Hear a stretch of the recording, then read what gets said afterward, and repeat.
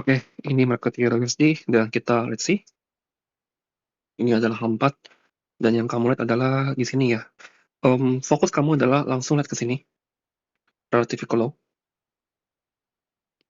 relative equal high. Itu step pertama. Step kedua adalah kamu lihat harga berasal dari mana. Inefisiensi. Ke inverse gak? Enggak. Inefisiensi to liquidity. Ya, it's very very basic. Artinya apa? Gap ini nggak akan keambil. Sorry, equal high itu nggak akan keambil. Pertanyaan selanjutnya adalah, gimana cara harga supaya bisa ke situ? Dari equal low ini, lihat ke atas. Dari sini ke sini, apakah ada inefisiensi buy? Nggak ada. Nggak ada FVG buy. Cara harganya gimana? Retrace kemana? Fair value gap yang ada di sini. Ya, jadi kita akan strip down gap ini untuk melihat. Jadi harga itu akan naik ke equal high kalau gap ini ke inverse. Selama ini nggak ke inverse, ya udah kita akan turun.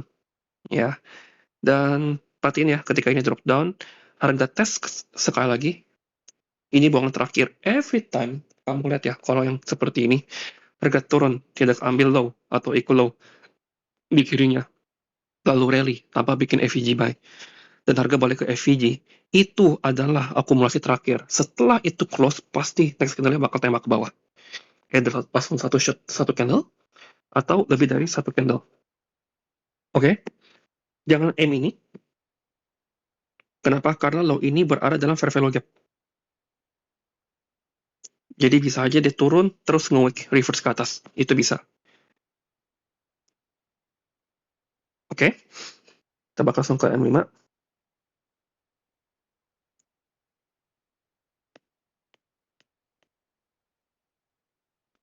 Oke, here we go. Harga turun di sini ya. Drop. Lihat, dari jam 2, harga drop menuju silver bullet. Oke, clear ya. Masalahnya adalah harga turun dari jam 2 ke jam 3. Tapi tidak ambil low ini. Sedangkan bias HTF kamu kemana? Ke bawah kan? Tadi kita udah build naratifnya kenapa harga akan ke bawah dan apa level invalidasinya. Artinya, dari jam 3, ketika SPD mulai lalu lempar ke atas, ya sampai jam 4, lihat, ini gerakan apa? Judas. Kecuali, kalau ini turun, ambil low ini, itu mungkin akan beda cerita. Mungkin kamu bisa hunting setup buy. Kamu mau lihat ini sebagai akumulasi, nih, ya, kotak ini, lulus seperti ini, akumulasi, manipulasi, distribusi, silakan. Tapi saya nggak pusingin itu. Mau kamu juga bilang itu AMDX, ya, akumulasi, manipulasi, distribusi, reversal, itu juga terserah. Karena saya nggak fokus ke itunya. Saya mencari alasan kenapa itu AMD. Bukan sekedar the pattern, ngerti nggak? Karena kalau kamu cuma hafal pattern, nanti kamu tidak akan paham, karena setelah ini akumulasi, manipulasi terus. Bahkan kadang sampai market close. Kamu bingung sekali. Nggak ada distribusinya. Kamu pakai entry CST 1000 kali juga nggak naik-naik. Pakai TS 5 miliar kali juga nggak naik-naik. Karena kamu hanya hafal pattern tanpa tahu logiknya kenapa pattern itu form. Nah, karena kita tahu logiknya, maka gerakan ini adalah Judas. Terus harus tunggu apa? Shift in market structure. Sweep, ya, shift in market structure. Berarti ketika ini displace ke bawah, lalu retrace ke atas, apakah ada fair value gap? Lihat aja. Dari kaki ini. Ini turun ke bawah, apakah ada fair value gap? This one. Short ke sana. SMA di mana? Di sini.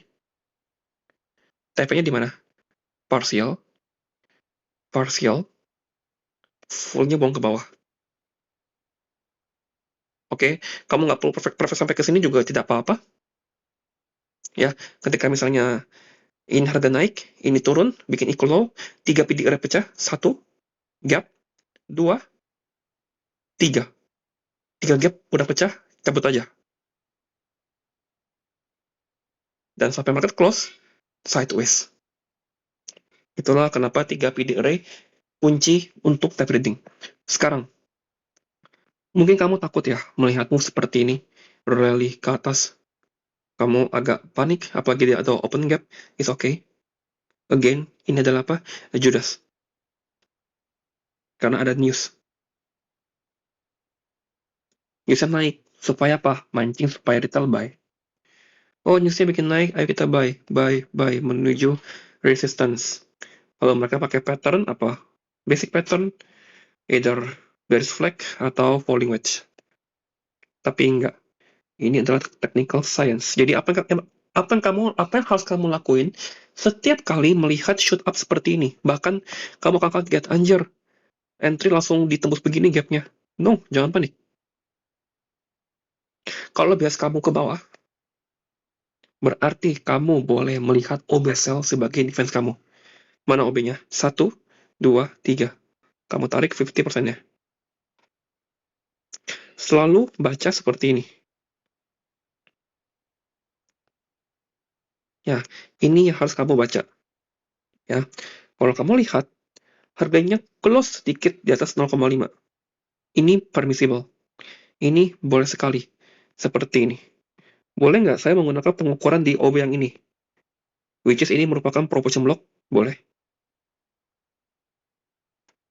Tidak tidak masalah. Boleh nggak saya melakukan pengukuran seperti ini? By this week? Boleh. Dan saya prefer itu.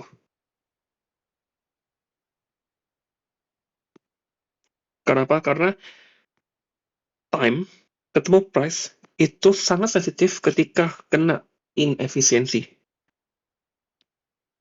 Jadi fokus saya adalah ke week ini. Bukan OB ini, bukan OB ini, bukan OB ini.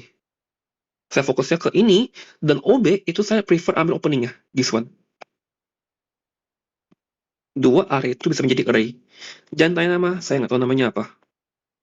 Makanya kamu lihat ini, loncat gapnya stop kan? Tuh saya zoom sampai zoom-zoomnya. Lihat, perfectly. Kena langsung open. Saya sampai nggak bisa zoom out. Close ke open, itu perhatikan dengan baik. Bukan konsep OHLC, bukan konsep OLHC apapun itu. Ya, enggak, saya nggak pakai itu. Ya, close di sini. Opennya di atas. See? Lihat. Ketika close di sini, lalu opennya loncat seperti ini, dan hit perfectly stop. Nggak lebih, nggak kurang. Exactly. Either di opening order block, either di midpoint inefficiency, either di quadrant, either di min threshold. Lalu drop down ke bawah. Ya, ini kasih tahu kamu bahwa ini langkah pertama untuk turun.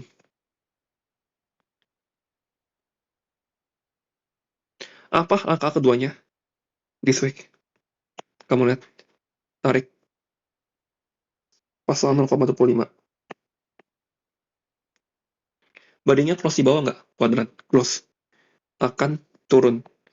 Apa tanda ketiga kalau gap ini ke inverse oleh candle ini? Maka tamat sudah, makro akan deliver ke bawah. Seperti itu. Nah, jadi M5 cukup untuk kamu entry. Nah, sekarang, kalau kamu ke M1,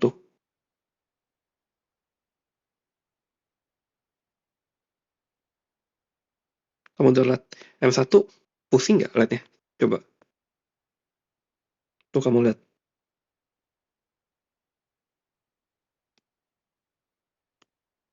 Pusing kan? Kamu pikir ini low resistance mungkin? Shifting structure, buy, naik. Salah nggak? Nggak.